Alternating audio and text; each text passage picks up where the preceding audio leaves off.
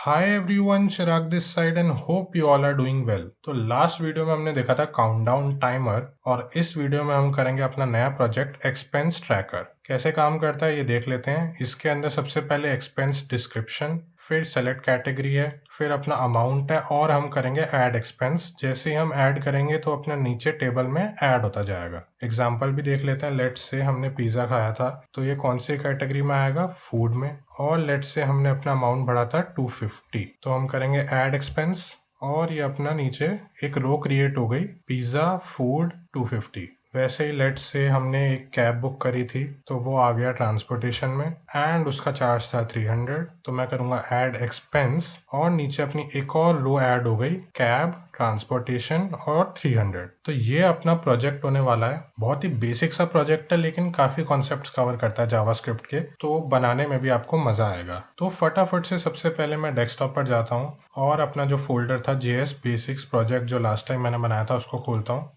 और इसके अंदर एक नया फोल्डर बना लेता हूँ, एक्सपेंस ट्रैकर, और इसको राइट क्लिक करके ओपन विद कोड कर देता हूँ। तो ये अपना VS कोड खुल गया है। वेलकम को कर देते हैं क्रॉस और इसके अंदर अपनी एक फाइल बनाते हैं index.html। ये जो भी सारा कोड है और जो पिछले प्रोजेक्ट का भी कोड था वो सारा मैं अपने गिटहब रेपोजिटरी में डालता जा रहा हूँ, जिसका लिंक भी मैंने अपने डिस्क्रिप्शन में दे रखा है, तो आप वहाँ से जाकर भी रेफर कर सकते हैं। तो सबसे पहले जो अपना बेसिक बॉयलर प्लेट कोड होता है वो लिख लेते हैं। तो मैं दबाऊंगा एक्सक्लेमेशन और एंटर। ऑल्सो इसका साइज कर लेते हैं बड़ा ताकि आपको क्लियरली विजिबल हो। इसके साथ जो अपना प्रोजेक्ट है उसको भी हम साइड बाय साइड खोल लेते हैं। तो ये था अपना एक्सपेंस ट्रैकर और ये रहा। तो सबसे पहला काम होगा अपना HTML का, फिर हम थोड़ी बहुत CSS ऐड करेंगे और फिर फोकस करेंगे जावास्क्रिप्ट के ऊपर। मैं फिर से बता दूं, मेन टास्क इस सीरीज का है जावास्क्रिप्ट, तो CSS बहुत ही बेसिक हम रखेंगे जो कि आप अपनी मर्जी से चेंज कर सकते हैं एंड ऐड कर सकते हैं, वो मैंने आपके ऊपर छोड़ा। तो सबसे पहले जो अपना टाइटल है वो है एक्सपेंस ट्रैकर, तो मैं इधर लिख देता हूँ एक्सपेंस ट्रैकर। अब राइट साइड में जैसा हमें दिख रहा है, सबसे पहले ये अपना एक बॉक्स बोलो या फिर एक कंटेनर टाइप का हम बोल सकते हैं, उसके अंदर इधर हमें एक हेडिंग दिख रही है एक्सपेंस ट्रैकर, ये H2 के आसपास हमें लग रही है। फिर ये इनपुट टेक्स्ट हमें दिख रहा है, फिर ये कुछ सेलेक्ट वाला दिख रहा है, ये इनपुट हमें नंबर यानी अमाउंट इनपुट करनी है, और फिर ये जो ऐड एक्सपेंस है ये एक सबमिट बटन हमें दिख रहा है। तो ये जो चीज़ है ये तो एक फॉर्म है। तो सबसे पहले अपनी हेडिंग आएगी, उसके नीचे अपना एक फॉर्म आएगा जिसके अंदर 4 चीजें होंगी। यहाँ पे इनपुट टेक्स्ट, यहाँ पे सेलेक्ट वाला, यहाँ पे इनपुट नंबर और यहाँ पे अपना सबमिट बटन। फिर फॉर्म से बाहर निकल के अपनी एक और हेडिंग आएगी जिसका जो साइज है वो अपनी पहले वाली हेडिंग से छोटा है। तो अगर हम इसको H2 ले रहे हैं तो इसको हम लेंगे H3। और उसके बाद अपनी एक टेबल आएगी जिसमें ये जो है वो अपनी टेबल हेडिंग है और नीचे ये अपना टेबल रोज, जो कि स्टार्टिंग में हम ऐड नहीं करेंगे। जब हम इसके अंदर कुछ टाइप करके सबमिट करेंगे तो अपने आप ऐड होगी। ये काम जावास्क्रिप्ट करेगा। तो सबसे पहले अपनी बेसिक HTML बना लेते हैं। तो जैसा कि मैंने बताया, सबसे पहले एक हम कंटेनर बना लेते हैं बाहर का जिसके अंदर हम ये सब रखेंगे। तो मैं इधर बनाऊंगा div.container। फिर जैसा कि मैंने बोला एक H2 आएगा अपना, वो क्या होगा, एक्सपेंस ट्रैकर। उसके बाद अपना एक फॉर्म है तो मैं लिखता हूँ फॉर्म। अभी के लिए यहाँ पे जो मैं एक्शन है वो हटा देता हूँ क्योंकि इसका काम बैक एंड में अपना होता है। तो फॉर्म के अंदर एक इनपुट टेक्स्ट, एक सेलेक्ट और एक इनपुट नंबर और अपना सबमिट बटन। तो सबसे पहले मैं बनाऊंगा इनपुट टेक्स्ट जिसमें प्लेस होल्डर भी हमें देंगे जो कि होगा एक्सपेंस डिस्क्रिप्शन। यहाँ पे दिख रहा है ना, मैं ऑलरेडी लिखा हुआ एक्सपेंस डिस्क्रिप्शन, ये है अपना प्लेस होल्डर। ऑल्सो हम साथ ही अपनी ID भी देते जाते हैं क्योंकि ID पर ही हम अपनी जावास्क्रिप्ट लगाएंगे और CSS लगाने में भी हेल्प मिलेगी। तो मैं इधर फॉर्म के अंदर एक ID दे देता हूँ, ID let's say expense form, और इनपुट के अंदर भी इधर अपनी एक ID दे देता हूँ डिस्क्रिप्शन। तो फॉर्म हमने बनाया, सबसे पहले डाला इनपुट टेक्स्ट, उसके बाद एक लाइन ब्रेक ऐड कर देते हैं क्योंकि ये अगली लाइन में आ रहा है ना। अगर लाइन ब्रेक ऐड नहीं करेंगे तो इसके साथ ही आने लग जाएगा। फिर इन्होंने डाल रखा है अपना एक सेलेक्ट वाला ऑप्शन, तो नेम तो इसमें हटा देते हैं, उसकी नीड नहीं है अभी। और ID में अपना डाल देते हैं कैटेगरी। अब सेलेक्ट के अंदर अपने ऑप्शंस आते हैं। जैसे अगर हम इधर देखें तो 5-6 ऑप्शंस अपने आ रहे हैं। तो ये सारे ऑप्शंस हमें बनाने पड़ेंगे जिसमें जो पहला ऑप्शन है वो सेलेक्ट कैटेगरी बाय डिफॉल्ट है। तो मैं इसके अंदर ऑप्शन टैग अपना खोलूंगा और उसके अंदर वैल्यू डालेंगे सेलेक्ट कैटेगरी। थोड़ा सा HTML वाला पार्ट मैं बड़ा कर लेता हूँ और इसके अंदर भी मैं सेलेक्ट कैटेगरी लिख दूंगा। अब इसी तरह से अपने कितने और ऑप्शंस हैं, 1 2 3 4 5, तो मैं 5 बार इसको नीचे लिख देता हूँ, 1 2 3 4 5। तो एक था अपना फूड, एक था अपना ट्रांसपोर्टेशन, एक था अपना एंटरटेनमेंट, फिर बाकी कौन से थे, यूटिलिटीज़ और अदर्स। तो इधर मैं डाल दूंगा यूटिलिटीज़ और लास्ट में अदर्स। सेम चीज़ ही हम इसके अंदर भी डाल देते हैं, तो इधर आएगा फूड, वैसे ही अपना इधर आएगा ट्रांसपोर्टेशन, वैसे ही एंटरटेनमेंट को भी मैं इधर से कॉपी कर लेता हूँ और इधर डाल देता हूँ। यूटिलिटीज़ भी अपना इधर आएगा और जो अदर्स है वो भी अपना इधर आएगा। तो ओ कर लेते हैं अदर्स का कैपिटल। तो ऊपर इनपुट हमने बनाया, उसके बाद एक लाइन ब्रेक ऐड किया, उसके बाद हमने बनाया सेलेक्ट, उसके अंदर जितने अपने ऑप्शंस थे वो डाले, फिर एक और हम लाइन ब्रेक ऐड करेंगे इधर। ऑल्सो मैं बी आर टैग को इधर कर देता हूँ क्लोज। हालांकि जो बी आर टैग होता है वो सेल्फ क्लोजिंग टैग होता है, यानी इसके क्लोजिंग टैग लिखने की हमें नीड नहीं होती, लेकिन एक अच्छी प्रैक्टिस है कि आप इन टैग्स को क्लोज करो, क्योंकि जब हम आगे रिएक्ट करेंगे ना, तो रिएक्ट में इन सब चीज़ों से फ़र्क पड़ता है। वहाँ पर अपना ऐसे टैग नहीं चलेगा, तो वहाँ पे हमें क्लोज भी करना पड़ेगा। तो इसके बारे में कभी और डिस्कस करेंगे। अभी आगे बढ़ते हैं। तो मैं इधर तीसरा बनाऊंगा अपना इनपुट नंबर। तो नेम इधर से हटा देते हैं, आईडीज़ को दे देता हूँ मैं अमाउंट, और प्लेस होल्डर भी दे देते हैं अमाउंट। ऑल्सो ये जो तीनों चीज़ें हैं, यानी अपना जो एक्सपेंस डिस्क्रिप्शन है, सेलेक्ट कैटेगरी है और अमाउंट है, ये तीनों रिक्वायर्ड है, यानी इसके बिना जो अपना फॉर्म है वो सबमिट नहीं होना चाहिए। तो मैं इधर लिख लेता हूँ रिक्वायर्ड। इससे क्या होता है, जब तक हम इन पे ऐड नहीं करेंगे अपनी कंडीशन, तब तक जो अपना फॉर्म है वो सबमिट नहीं होगा। तो सेलेक्ट के अंदर भी रिक्वायर्ड लिख लेता हूँ और अमाउंट वाले के अंदर भी मैं रिक्वायर्ड लिख लेता हूँ एंड में। तो तीनों चीज़ें हो गई। अपना अब जो फाइनल चीज़ है वो बची है, वो क्या है, एक सबमिट। तो मैं डालता हूँ इनपुट सबमिट, और इसके अंदर वैल्यू यानी जो टेक्स्ट हमें इधर दिखाना है वो क्या होगा, ऐड एक्सपेंस। ऑल्सो इसके नीचे भी बी आर टैग लगा देता हूँ मैं अपना और क्लोज कर देता हूँ। तो एक बार अपने इस कोड को लाइव सर्वर में भी खोल के देख लेते हैं कि कैसा लग रहा है। तो मैं राइट क्लिक करके खोल लेता हूँ लाइव सर्वर, और जैसा हम चाहते थे वो आ गया। तो ऊपर एक्सपेंस ट्रैकर लिखा आ गया अपना H2 में। उसके बाद अपना ये फॉर्म है, तो इसके अंदर हम कुछ भी डाल सकते हैं, और ये अपनी कैटेगरीज आ गई।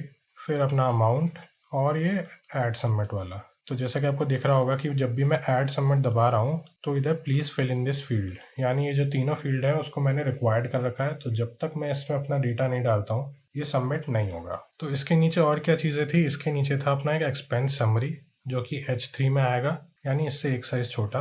फिर उसके बाद आएगी अपनी टेबल। तो लिख लेते हैं नीचे, फॉर्म से बाहर निकल जाते हैं, अब अपना फॉर्म का काम हो गया। तो मैं डालता हूँ एक H3 और इसके अंदर डाल देता हूँ एक्सपेंस समरी। तो एक साइज छोटा आ गया अपना नीचे। फिर इसके नीचे आएगा अपना टेबल टैग, और टेबल टैग को भी हम एक आईडी दे देते हैं। लेट्स से आईडी क्या है अपनी, एक्सपेंस टेबल। अब टेबल टैग के अंदर एक होगा अपना टी हेड और एक होगा अपना टी बॉडी। अब टी हेड के अंदर भी एक टेबल रो होगी जिसके अंदर एक टेबल हेड आएगा टी एच टैग। तो पहला आएगा अपना डिस्क्रिप्शन, दूसरा आएगा अपना कैटेगरी, वैसे ही अपना तीसरा क्या आएगा, अमाउंट। तो मैंने डाल दिया इधर अमाउंट, और टी बॉडी को मैं रखूंगा इधर खाली। अब इसके अंदर हम टेबल रोज ऐड करेंगे अपने जावास्क्रिप्ट की मदद से। तो क्योंकि हमें जावास्क्रिप्ट लगानी है इधर, तो इसको भी मैं एक आईडी दे देता हूँ, लेट्स से एक्सपेंस लिस्ट। तो इसके साथ अपना जो HTML वाला पार्ट था वो पूरा हो गया है, और हमें राइट साइड में वो दिख भी रहा है। तो अब इसके ऊपर थोड़ी सी CSS पहले लगा लेते हैं और फिर अपना जावास्क्रिप्ट का हम कोड लिखेंगे। तो CSS के लिए सबसे पहले हम अपने हेड टैग में जाएंगे और इधर एक स्टाइल टैग बना लेंगे। हालांकि जो CSS है उसको हम एक अलग से फाइल बनाकर भी इधर लिंक कर सकते हैं, लेकिन क्योंकि अपना जो प्रोजेक्ट है वो छोटा सा है, तो मैं हेड टैग के अंदर ही अपनी CSS लिख दूंगा। तो सबसे पहले मैं टारगेट करता हूँ बॉडी टैग को, और इसके अंदर जो अपना फॉन्ट फैमिली है उसको डाल देता हूँ एरियल। उसके बाद हम चलेंगे अपने कंटेनर पर। तो डॉट करके मैं बुलाऊंगा क्योंकि कंटेनर अपनी क्लास थी, तो मैंने लिखा कंटेनर। सबसे पहले मैं इसके अंदर डालूंगा मैक्स विड्थ, जो कि लेट से 600 पिक्सल हम डालेंगे। मार्जिन भी मैं इधर डाल दूंगा 0। ऑल्सो इसको ऑटो कर लेते हैं। फिर मैं पैडिंग भी इधर डाल दूंगा, लेट से 20 पिक्सल, माइनस नहीं +20 होगा। फिर अपना बैकग्राउंड कलर भी डाल देते हैं, जो कि लेट से हम थोड़ा सा वाइट से अलग शेड लेंगे, F9 F9 F9। और इसके साथ ही मैं एक बॉक्स शैडो भी डाल दूंगा कुछ ऐसे। यहाँ पे आपको थोड़ी सी शैडो आती हुई दिख रही होगी। इसको थोड़ा सा मैं बड़ा कर लेता हूँ ताकि और आइडिया लग जाए मार्जिन और पैडिंग से हम क्या अचीव कर रहे हैं। आपको यहाँ पे दिख गया होगा कि थोड़ा सा यहाँ पे गैप था। अगर हम ओरिजिनल वाला देखें तो इधर भी आपको ये गैप दिख रहा होगा, ये बेसिकली मार्जिन है।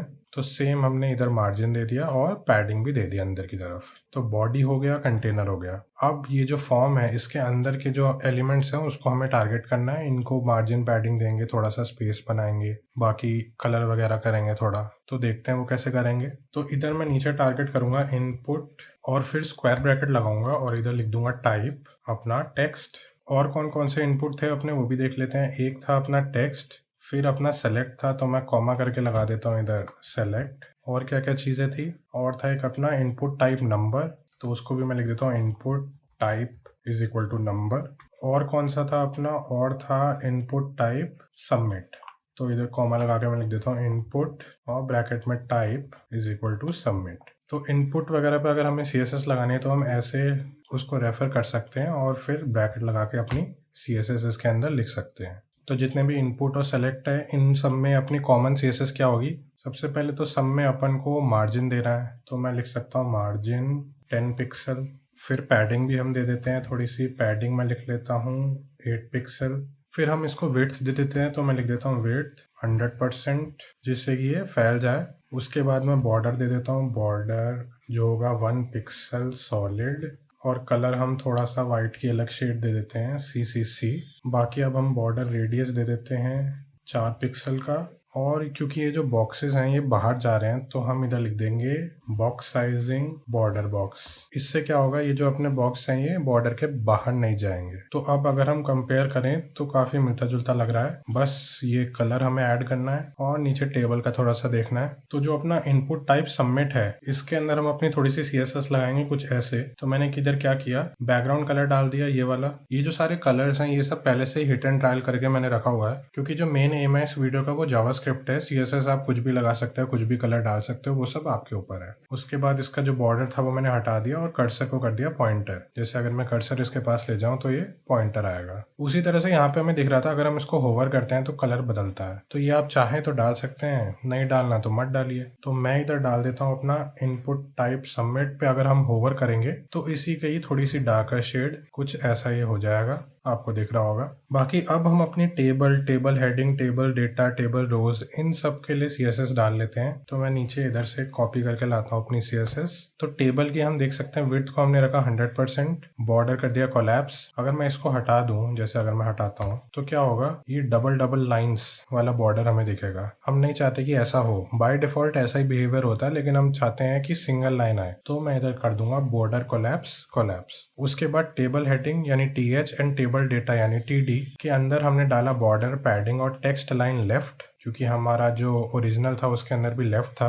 उसके बाद जो अपनी हेडिंग होगी उसकी अलग से हमने कलर दे दिया और टेक्स्ट का कलर व्हाइट रख दिया। बैकग्राउंड का कलर ग्रीन एंड टेक्स्ट का कलर व्हाइट। ग्रीन नहीं है, ये ग्रीन की कोई एक शेड है, तो आप कुछ भी यहाँ पे कलर दे सकते हैं जो आपको अच्छा लगे। तो ये हमने पूरी CSS लिख ली है। बॉडी लिखा, फिर कंटेनर के ऊपर CSS लगाई, फिर अपना जो इनपुट के सारे टाइप्स थे सबमिट के ऊपर थोड़ी सी अलग लगाई हमने, ये पॉइंटर वगैरह हमने ऐड कर दिया ताकि और अच्छा लगे। उसके बाद टेबल के ऊपर हमने अपनी CSS लगा ली। तो CSS हमारी हो गई कंप्लीट। अब हम देखेंगे कि इस कोड की जावास्क्रिप्ट को कैसे लिखेंगे। मेन तो वही है अपने प्रोजेक्ट का, तो मैं इसको कर देता हूँ छोटा और नीचे अपना जो बॉडी है यहीं पे बना देता हूँ स्क्रिप्ट, और यहाँ पे अब हम अपनी जावास्क्रिप्ट लिखेंगे। तो सबसे पहले हम क्या करेंगे, जो अपना फॉर्म है उसको देखते हैं कौन सी अपने ID दी थी हमने, उसको हमने बोला था एक्सपेंस फॉर्म। तो इसको सबसे पहले टारगेट करते हैं अपने डॉम की मदद से। तो मैं इधर लिखूंगा document dot gate element by ID और इसके अंदर एक्सपेंस फॉर्म मैं डाल दूंगा और इसको हम एक वेरिएबल में स्टोर कर देते हैं। लेट से उसका नाम भी मैं ये कर देता हूँ एक्सपेंस फॉर्म।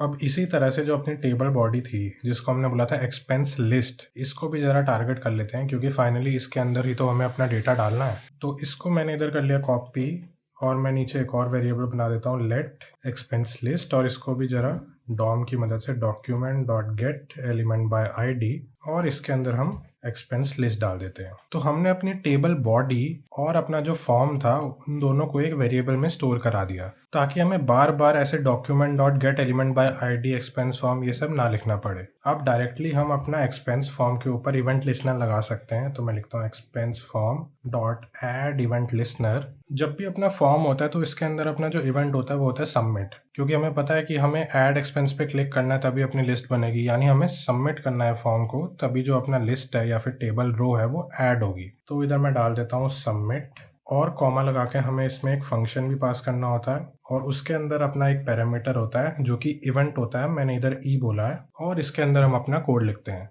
कि अगर हम सबमिट करेंगे तो क्या होगा। तो सबसे पहले अगर मैं इधर कुछ लिखता हूँ, लेट से पिज़्ज़ा, और इधर फूड कैटेगरी चुनता हूँ और लेट से प्राइस डालता हूँ 250, अगर मैं इधर ऐड एक्सपेंस करूँ तो ये क्या हुआ, जो अपना टैब है वो रिफ्रेश हो गया। यानी बाय डिफॉल्ट अगर हम फॉर्म को सबमिट करते हैं तो क्या होता है, अपना जो टैब होता है वो रिफ्रेश हो जाता है। तो सबसे पहला काम अपना क्या होगा, ये जो बाय डिफॉल्ट काम हो रहा है इसको रोकना, और उसके लिए मैं इधर एक लाइन ऐड करूंगा जो कि होगी ई डॉट प्रिवेंट डिफॉल्ट। ये जो प्रिवेंट डिफॉल्ट है ये क्या करता है, जो डिफॉल्ट बिहेवियर है उसको रोक देता है। अब हम इसके बाद क्या चाहते हैं कि जो भी हम जैसे डिस्क्रिप्शन के अंदर वैल्यू डालें, लेट से हमने पिज्जा डाला, तो इसको हम टारगेट करना चाहते हैं। तो इसको टारगेट करने के लिए मैं क्या करूंगा, देखूंगा कि इसको मैंने क्या आईडी दी थी। तो इसको मैंने क्या आईडी दी थी देख लेते हैं। आईडी मैंने दी थी डिस्क्रिप्शन।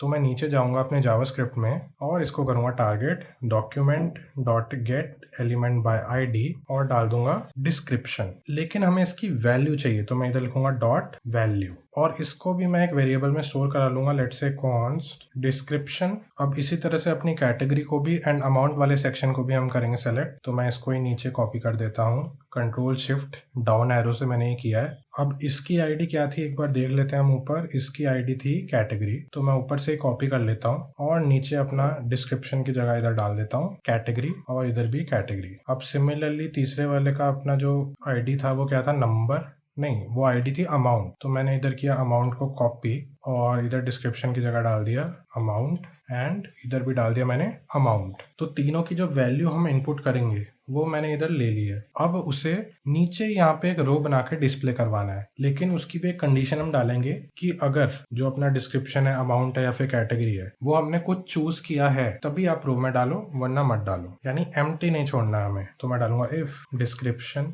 एंड कैटेगरी, एंड यहाँ पे हम एक फंक्शन यूज करेंगे इज NaN मतलब नॉट अ नंबर। तो अगर नॉट अ नंबर नहीं है, यानी एक नॉर्मल अपना अमाउंट है, तो हम उसको यहाँ पे कंसीडर करेंगे। तो मैं इधर डाल देता हूँ अमाउंट। अब अगर ये अपना जो इफ है सारी कंडीशंस ट्रू होती है तो इसके अंदर जाएंगे हम। तो अब हमें एक एलिमेंट को करना है क्रिएट। तो उसके लिए क्या करते हैं देख लेते हैं। तो मैं लिखता हूँ डॉक्यूमेंट डॉट क्रिएट एलिमेंट, और कौन सा अपना एलिमेंट है, टेबल रो। तो मैंने इधर लिख दिया TR। अब इसको भी एक वेरिएबल में स्टोर करा लेते हैं। तो लेट से मैं इधर लिखता हूँ let new row is equal to document dot create element TR। फिर इसके बाद अब हम नीचे न्यू रो में अपना क्या करेंगे, dot inner HTML is equal to, यहाँ पे मैं लगाऊंगा बैकटिक। मैंने पिछली वीडियोस में भी आपको बताया था कि जब भी हमें स्ट्रिंग और वेरिएबल्स दोनों साथ में यूज करने होते हैं तो हम बैकटिक नोटेशन लिख सकते हैं। सिंपली हमें 2 बैकटिक डालने हैं। अब इसके अंदर हम कुछ भी लिखेंगे उसको स्ट्रिंग कंसीडर करेगा, और अगर हमें बीच में वेरिएबल डालना है तो हम डॉलर और अपने कर्ली ब्रैकेट्स का यूज करके डाल सकते हैं। जैसे अगर मैं इधर डालूं TR टैग,